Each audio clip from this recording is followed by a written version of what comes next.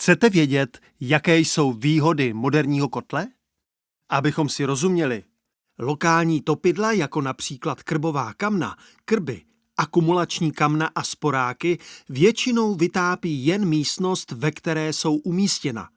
Kotel je v kotelně, kde se nebydlí a ohřívá otopnou vodu, která vytápí celý dům. Starý kotel je většinou prohořívací. Moderní kotel je buďto splyňovací se spalinovým ventilátorem, nebo kotel s automatickou dopravou paliva. Splyňovací kotel převádí problematiku spalování pevných paliv na spalování plynných paliv, protože plyn se spaluje jednodušeji než pevné palivo. Tyto kotle jsou určené převážně pro suché kusové dřevo. Většina splyňovacích kotlů pracuje optimálně při jmenovitém výkonu, kdy ventilátor jede při plných otáčkách. Se snižujícím se výkonem se výrazně zhoršuje kvalita spalování. U těchto kotlů se nejčastěji snižuje výkon tím, že se sníží či úplně zastaví otáčky ventilátoru.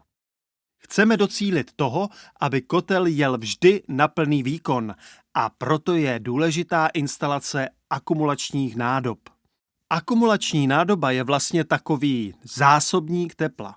Je to velká nádrž s vodou o objemu asi 1 až 2 krychlové metry vody.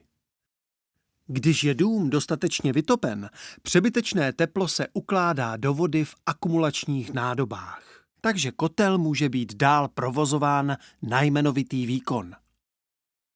Pokud bychom akumulační nádoby neměli, vypne se spalinový ventilátor, omezí se přívod vzduchu a kotel se začne dusit. Do splyňovacího kotle stačí přikládat 1krát za 2 až 4 hodiny dle doporučení výrobce. A navíc akumulované teplo můžeme následně využít, a to i bez toho, aniž bychom museli zatápět. Důležité je používat správnou délku polen, také dle doporučení výrobce. A suché dřevo. Z pohledu kvality spalování je nejlepší bukové dřevo. Automatické kotle jsou jak na dřevní pelety, tak na uhlí.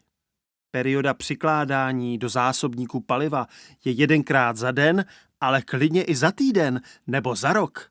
Záleží na velikosti zásobníku a výkonu kotle. Člověk se musí postarat hlavně o to, aby byl v zásobníku dostatek paliva a prázdný popelník. Kotel si pak přikládá sám ze zásobníku dle potřeby domu. Perioda přikládání automatického podavače je v řádech sekund až minut. Automatické kotle mohou být provozovány i při sníženém výkonu, protože si dobře umí přísun paliva a vzduchu regulovat a tím se umí přizpůsobovat aktuální potřebě tepla v domě. Pokud si budete pořizovat nový kotel, pamatujte na to, že součástí zdroje tepla je také spalinová cesta a otopná soustava. Protože ne vždy je ta stávající použitelná, je prozíravé před vlastním rozhodnutím o koupi kotle se vždy poradit s kominíkem a topenářem. Takto se dozvíte, co vše je ještě potřeba u vás doma připravit a tím se vyhnout budoucím problémům a překvapením. Proč bychom měli chtít moderní kotel?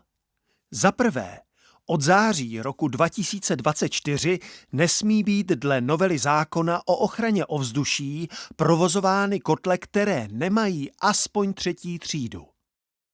Dnes je možné v obchodech koupit pouze kotle, které splňují ekodesign, což jsou většinou kotle, které mají minimálně třídu 4. a 5. Pokud nevíte, jakou třídu váš kotel má, podívejte se na jeho výrobní štítek, kde je třída uvedena. Nebo se zeptejte odborně způsobilé osoby, která u vás provádí kontrolu kotle, kterou byste měli mít 1 za 3 roky. Oproti starým kotlům mají dobře provozované moderní kotle vyšší kvalitu spalování a tedy méně kouří. To pro nás znamená spokojeného souseda a čistější vzduch. Za třetí, další výhodou je vyšší účinnost využití energie paliva, a tedy menší spotřeba paliva při stejné spotřebě tepla jako v minulosti ve starém kotli.